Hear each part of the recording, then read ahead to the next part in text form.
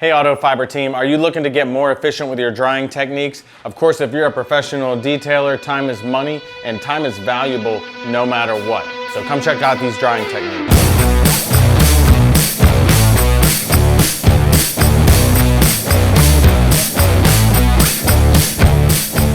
Some of the things we do to speed up our process and increase efficiency is we use the new drip strips and we use Dreadnoughts, and we love Dreadnoughts so much we give them to all of our clients. And then we also use an air compressor, and I'm going to show you right now how we use the air compressor. Come check this out.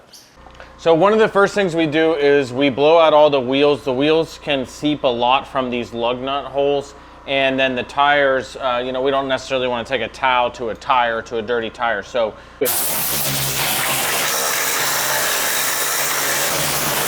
these things tend to weep. Now we have less water and we can easily use a wheel flip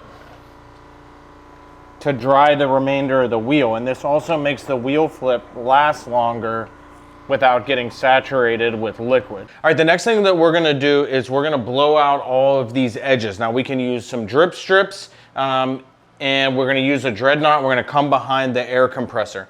Now it seems like we're going through extra steps as opposed to just drying, but trust me, it slows you down if you're trying to ceramic coat or you're trying to do paint correction and there's water still dripping out of these edges and weeping out. So then we can dry this,